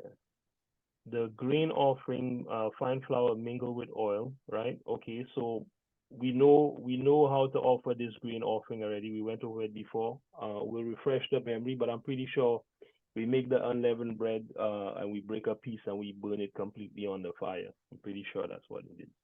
But we'll confirm that. And then obviously we can't do these measurements precisely with the bulls and the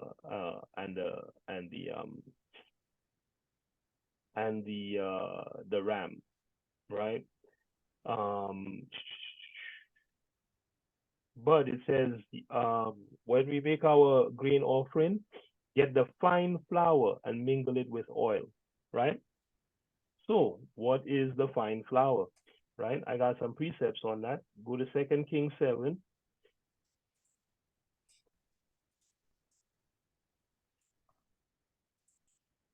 What is the fine flour? 2 Kings 7.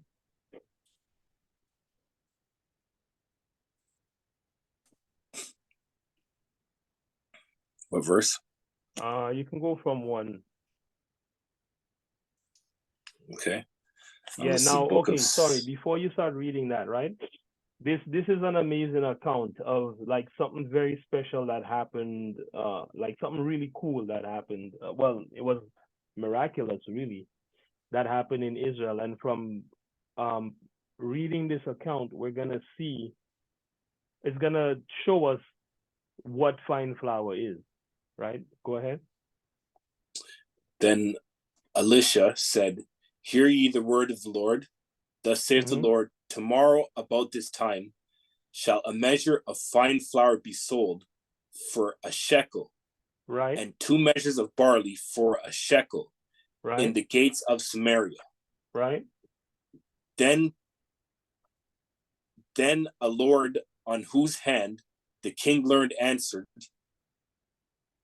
sorry, then a Lord on whose hand the king leaned answered the man of God and said, Behold, if the Lord would make windows in heaven, might this thing be? right. And he So said, stop right there. Stop right there. What does that mean? When it said, if the Lord make windows in heaven, um, shall this thing shall if the Lord would make windows in heaven, shall this thing be?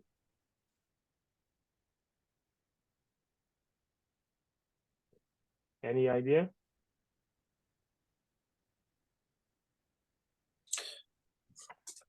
I'm not sure what. Okay, well, here's an easy way for us to figure it out.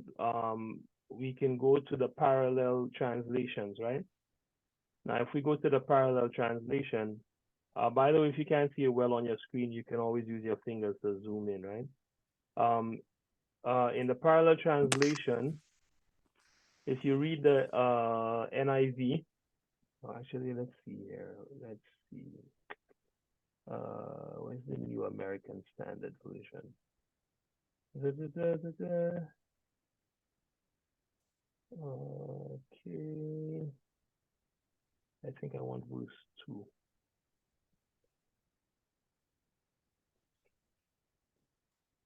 All right. So, you know, the New American Standard Version, even though I personally don't rate that version, this is what everybody loves, right? All the scholars, they swear by it. So their translation says, the royal officer on whose hand the king was leaning responded to the man of God and said, even if the Lord were to make windows in heaven, could this thing happen? Then he said, behold, you are going to see it with your own eyes, but you will not eat any of it. So you catch it now? Even if the Lord were to make windows in heaven, could this thing happen?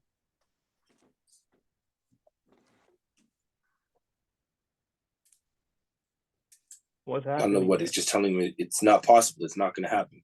Exactly. He's telling you it's not gonna happen that fine flour will be sold for a shekel, right? And the shekel, let's see how much a shekel is worth.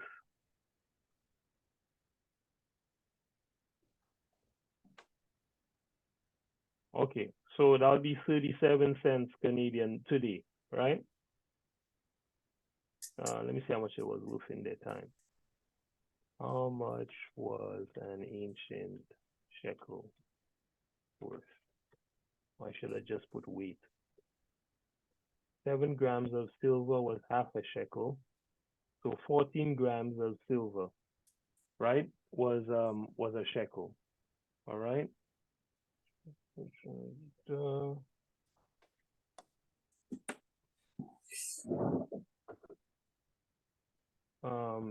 Doesn't really tell me anything too tough. Let's see. How much was the weekly ancient weekly wage, maybe?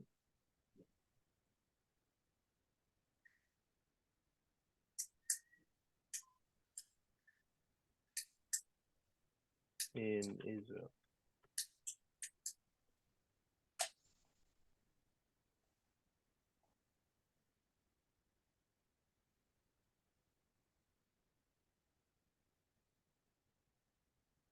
There's a good way to get an idea. There's a do you remember the scripture where the Most High tells you that?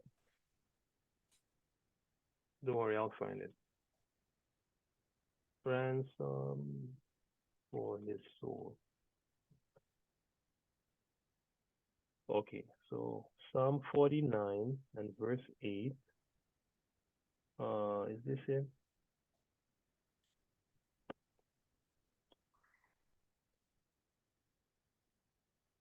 Not.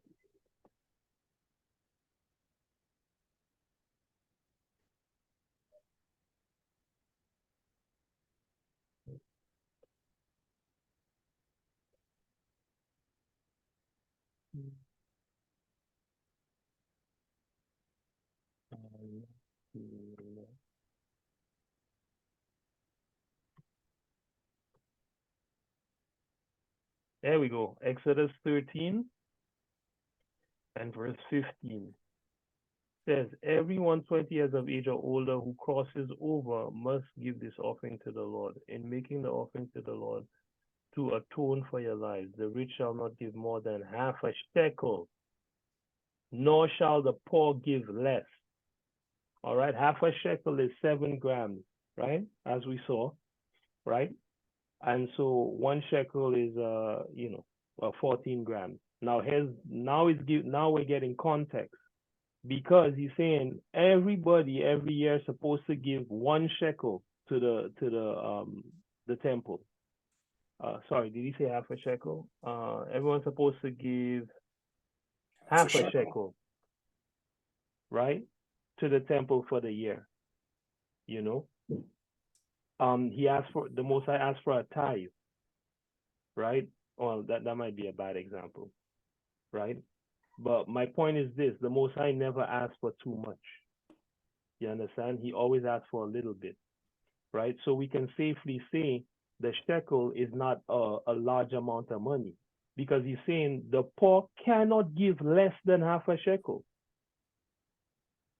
You know, so if the poor man tried a little bit harder, twice as hard, he could at least get a 1 shekel. You understand? For the year to give to the temple, right?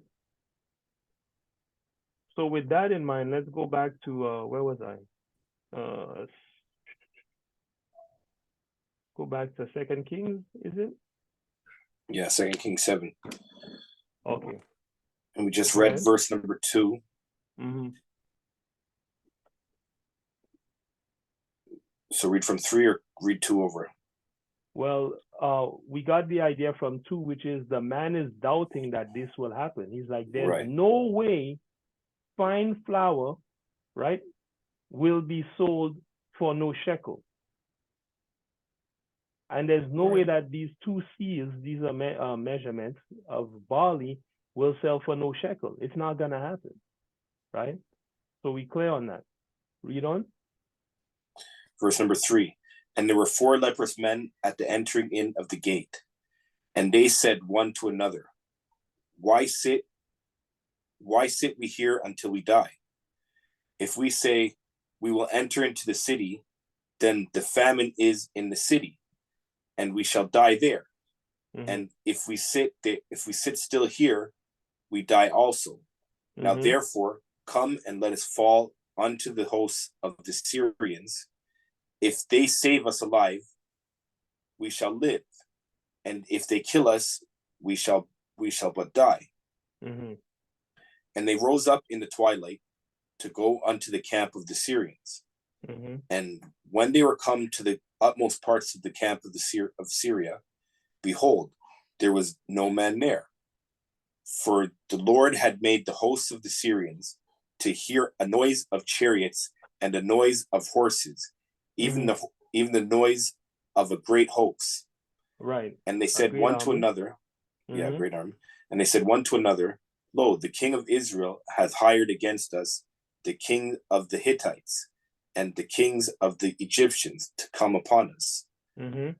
Wherefore they arose and fled in the twilight, and left their tents and their horses and their asses, even the camp as it was, and fled for their lives. Okay, stop right there. So basically, the Most High made the Syrians. This says Arameans. They translate as Syrians, but it's Arameans.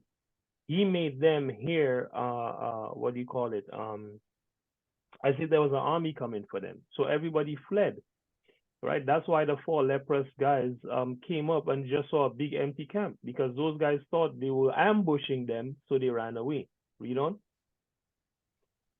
And when these lepers came to the utmost parts of the camp, they went in unto one tent, and did eat and drink, and carried thence silver and gold and raiment, and went and hid it, and came again and entered into another tent, and carried thence also, and went and hid it. Then they said one to another, We do not well. This day is a day of good tidings. And we hold our peace. If we tarry till the morning light, some mischief will come upon us. Now therefore, come that we may go and tell the king's household. So stop right there. Stop right there. So now the lepers are saying, hey, you know what? If we just stay here and try and get all this stuff, this is not good, man. Like something bad's gonna happen to us, you know? And it's not good that we're not telling nobody that basically there's free spoils over here. So let's go tell the king. Right? So go ahead.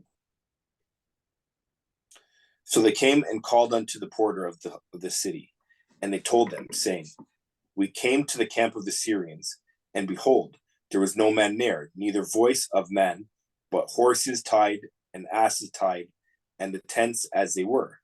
Right. And he called the porter, and they told it to the king's house within. And the king arose in the night, and said unto his servants, I will now show you what the Syrians have done to us. Mm-hmm. They know that we be hungry, therefore are they gone out of the camp to hide themselves in the field, saying, When they come out of the city, we shall catch them alive and get into the city. So hold on right there. The king said, yo, this man knows that we are hungry. This man knows we're hungry. So he basically set a trap for us. Now, I want you guys to remember that the king said, this man knows that we're hungry. Because when you see what happens at the end, when the stuff starts being sold for a shekel, you will tell me if this thing was being sold cheap or if this thing was being sold expensive. Go ahead. And one of his servants answered and said, let some take, I pray thee, 5 of the horses that remain, which are left in the city. Behold, they are as all the multitude of Israel that are left in it. Behold, I say, they are even as all the multitude of the Israelites that are consumed. And let us send and see. They took therefore 2 chariot horses, and the king sent after the hosts of the Syrians, saying, go and see. And they went after them unto Jordan, and lo, all the way was full of garments and vessels, which the Syrians had cast away in their haste. And the messengers returned and told the king. And the people went out and spoiled the tents of the Syrians. So a measure of fine flour was sold for a shekel, and 2 measures of barley for a shekel, according to the word of the Lord. And the king appointed the Lord on whose hand he leaned. And the king appointed the Lord on whose hand he leaned to have the charge of the gate, and the people trod upon him in the gate. What And happened he to died. him? Right? Go And ahead. he died as the man of God had said, who Mm-hmm. spake when the king came down to him. Mm-hmm. And it came to pass, as the man of God had spoken to the king, saying, 2 measures of barley for a shekel, and a measure of fine flour for a shekel, shall be tomorrow about this time in the gate of Samaria. And the Lord answered the man of God, and said, now, behold, if the Lord should make windows in heaven, might such a thing be? And he said, behold, thou shalt see it with thine eyes, but shall not eat thereof. And so unto him, for the people trod upon him in the gate, and he taught, and he died. Right. So why would they rush in so hard to get this stuff, this amount of wheat and barley at that particular price? Right? When do people rush in to get these things? When it's a bargain or like when it's really expensive? When it's a bargain. When it's a bargain. That's why the guy didn't believe. He's like, yo, there's no way that this is going to happen. Right? And Elisha tell him, not only is it gonna happen, you're not gonna even taste of it. Right? And the Most High kill that man. You understand?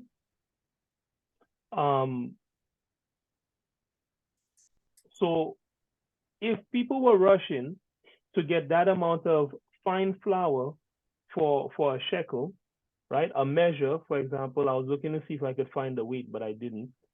I'm sure you can find it, in your own studies. It shouldn't be too difficult. But they were buying a measure of fine flour for 1 shekel, just 2 times what the poor man had to give for a year, right, to the temple, right? And they were getting 2 whole measures of barley for a shekel, right? So,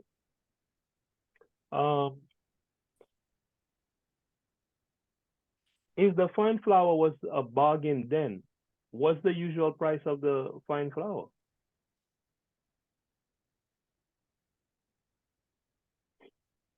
Is it usually expensive, sorry, you think? Or what? Probably usually expensive.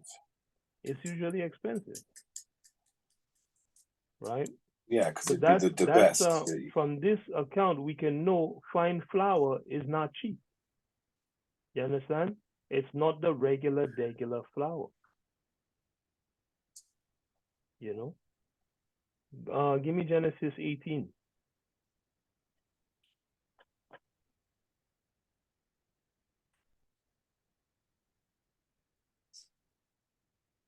18 and what? Let's see. Go from 1 to 8. This is the book of Genesis, chapter 1 and chapter 18, verse number 1. And the Lord appeared unto him in the plains of Mamre, and he sat in the tent door in the heat of the day. And he lifted up his eyes and looked, and lo, 3 men stood by him. And when he saw them, he ran to meet them from the tent door, and bowed himself towards the ground, and said, My Lord, if now I have found favor in thy sight, pass not away, I pray thee, from thy servant. Let a little water, I pray you, be fetched, and wash your feet, and rest yourself under the tree. And I will fetch a morsel of bread, and comfort ye your hearts. After that ye shall pass on. For therefore are ye come to your servant? And they said, So do as thou hast said. And Abraham hasted into the tent unto Sarah, and said, Make ready quickly 3 measures of fine meal. Knead it. Of what? Of fine meal. Right. Knead it, and make cakes upon the hearth. Mm-hmm. And Abraham ran unto the herd, and fetched a calf tender and good, and gave it unto a young man, and he hasted and dressed it. Right. And so he took which calf did he take? The one-eyed calf? No. One that was tender and good. One that was tender and good. So what kind of thing you think he gave them? It says he gave them a fine meal, right? And meal is just another type of crushed flour. So what quality meal did he give them? Right? High quality, low quality, or the regular thing? Well, it would have been high quality. It would have been high quality because he went and he took a great calf and gave it to them, a good tender one, right? And then it says he took the fine meal and told his wife, go make some food with that for me there quickly for these 3 guys, right? Where you reach?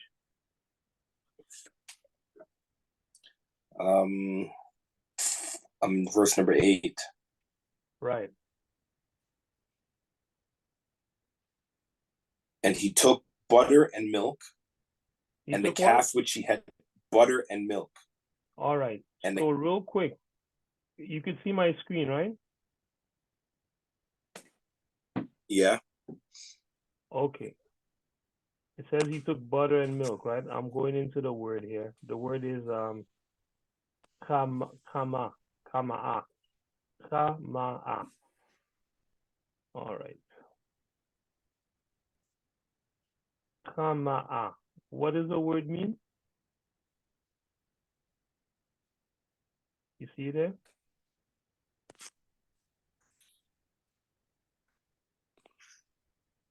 It means curd, butter or curd. So it's like. Now, is butter and curd the same thing? It means butter or curds. I'm not too sure. Is curd like like some sort of cheese or whatever? Or yeah, curd. Is it not the same thing? What's on poutine? That's not butter.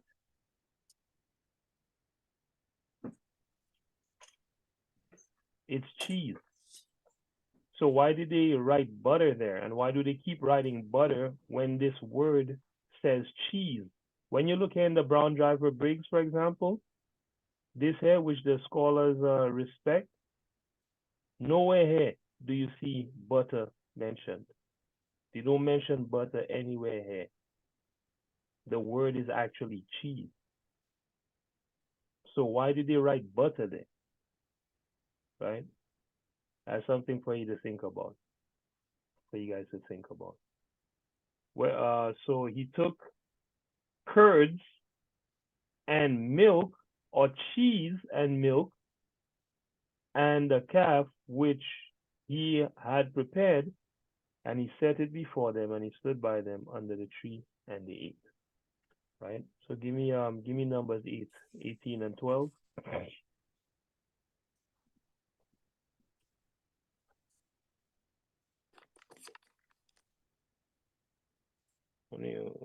We only have a couple more scriptures, and then we're done.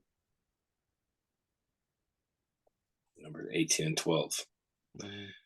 This is the book of Numbers, chapter 18 and verse number 12. All the best of the oil and all the best what? of the wine, all the best of the oil Mm-hmm. and all the best of the wine and of the wheat, the first fruits of them which they shall offer unto the Lord, them have I given thee.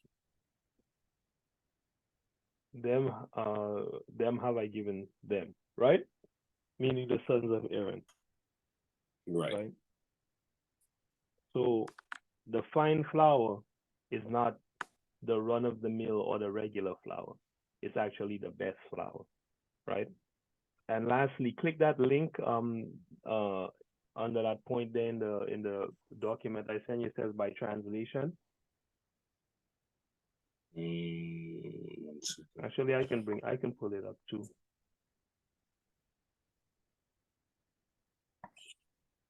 Okay, if we're looking at Genesis 18:6 and we comparing the translations, NIV. So Abraham hurried into the tent to Sarah. Quick, he said, get 3 seahs of the finest flour and knead it and bake some bread. Right? The New American Standard. So Abraham hurried into the tent to Sarah and said, quickly prepare 3 measures of fine flour, knead it, and make bread and cakes. Let's see. The New King James, quickly make ready 3 measures of fine meal. Right? King James, fine meal. Berean, fine flour. English Standard Version, fine flour. NLV, your best flour. NIV, the finest flour. Go ahead. So what is an example of the best flour? What would the best flour today be? Just get the best flour that you can get. Everything we're dealing with is in grace. Just don't bring your regular bag of white flour. You understand? You understand? Yeah, I understand. But now what is an example of the best? So if I where would you find the best? So what would it be? Is it whole wheat? Is it what type of I personally go with whole wheat flour. But that's just me, at a low level of health food knowledge. I'm sure if you look it up, you can find what the best flour is. Maybe it's barley. Maybe it's, you know what I mean? Maybe it's a certain type Nikita of said crushed spelt wheat flour. you know? So Nikita said spelt. There you go. Do you eat spelt flour? I have never eaten, I've never even heard of spelt flour. Okay. Yeah. So I don't know what that is. Right? But there you go. You get your answer right away. So bring some spelt. If you can, right? The point is, don't bring the regular thing to the Most High. Bring the best you can. Do your best. What did she say? Is spelt the healthiest? I don't know, brother. You're the one seeing the No, I keep seeing in 1 second. Messages in the chat. Is spelt flour the healthiest? Is spelt flour the healthiest? Oh, I guess that's a Google search. Okay. Look at that. Right? So there you go. Now we have something to aim for.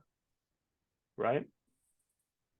And they haven't crossbred it, which is perfect. We know the Most High tell us don't crossbreed our things. right? Okay. Let's see.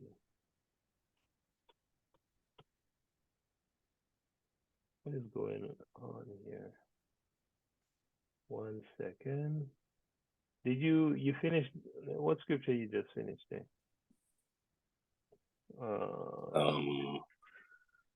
I was in Numbers 18. Right. Okay. Yeah, you just finished Numbers 18. Right. Okay. So give me 31. Verse 31, right? Numbers 18. Numbers 18 and verse number 31.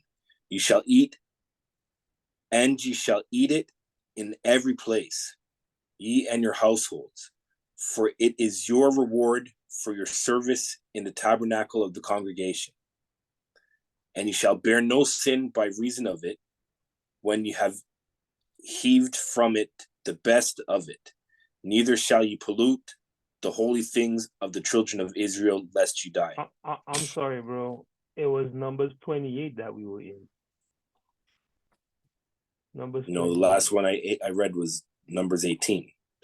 But Oh, you want sorry. Numbers 28 and 31? We wanna go. Yeah, because we were in 28 before that, going through what to do on the day of first fruits, right? Bringing the new grain offering, etc. Yeah.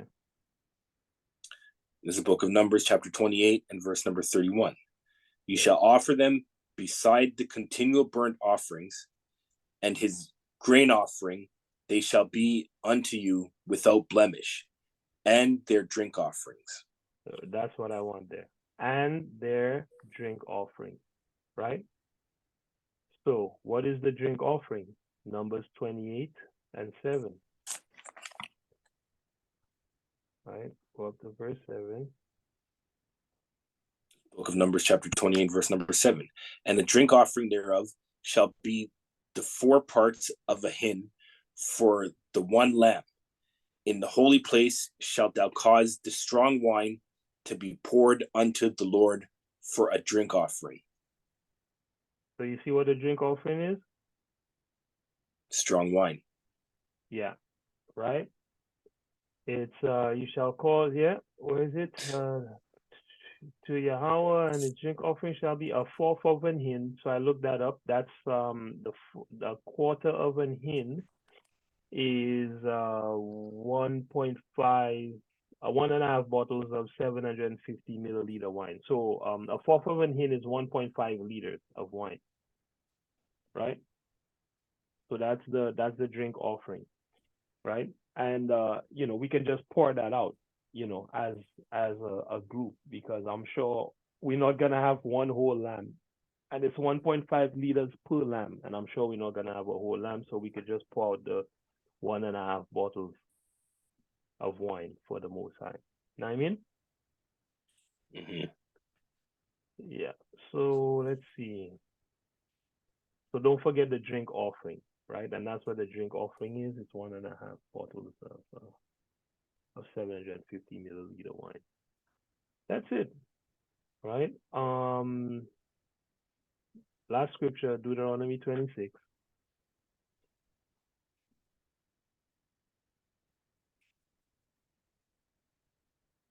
In what verse? Verse 10. 10? Yeah. Is the book of Deuteronomy, chapter 26, and verse number 10. And now behold, I have brought the first fruits of the land, which thou, O Lord, hast given me. And thou shalt set it before the Lord thy God, and worship before the Lord thy God. And thou shalt rejoice in every good thing which the Lord thy God hath given unto thee, and unto thine house, thou and the Levites and the strangers that is among you. Continue. When thou Go ahead, yeah, go ahead. when I'm thou still trying to hast get there. oh Yeah, go ahead. when Oh thou no, hast that's made it. Nope, sorry, brother. That's it. That's it. Read it again. Okay, Deuteronomy 26 and verse number 10. And now behold, I have brought the first fruits of thine land, of the land, which thou O Lord, has given me. And thou shalt set it before the Lord thy God, and worship before the Lord thy God. And thou shalt rejoice in every good thing which the Lord thy God hath given unto thee, and unto thine house, thou and the Levite, and the stranger that is among you. And the stranger that is among you, right? So that's the last of the ordinances, right? You come, you present the first fruits before the Most High, and you worship before the Most High, which we'll do. We'll have a service. We'll sing songs. You know what I mean? You bring your instruments. You know, your tambourine and your tambourine and your drum and you know your shakers, whatever you have, man. We'll select some proper songs, remix them so they're proper, and we're not invoking the name of the damn devil. You know, and we'll do it up, man. We'll do it up nice. So yeah, that's basically how that's basically sorry, one second. How we offer the first fruits, right? We bring the first fruits of our increase. You know, we make sure it's not leavened. As far as I see, you know, you guys can study that further. Let me know what you see. But you know, it looks like it's not leavened to me, right? We bring the first fruits to the hand of the priest to put in the house of the Most High and provide for you know, for the people among us that don't have enough. You know, we make a new grain offering.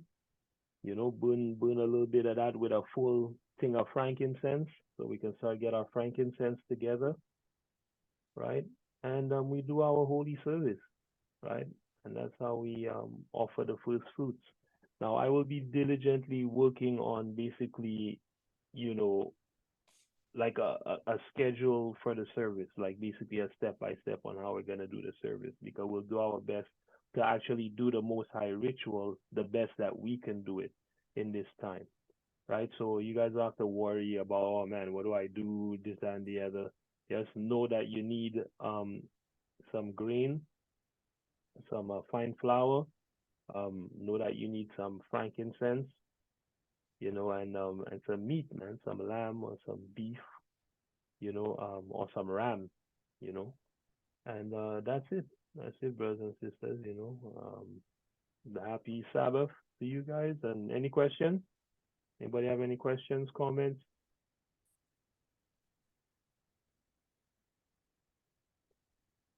No? All right. Well, Shalom, brothers and sisters. Thank you guys so much for joining me, and may the Most High bless and keep you, and may the Most High shine His face upon you. Hallelujah. Hallelujah. Hallelujah. Hallelujah.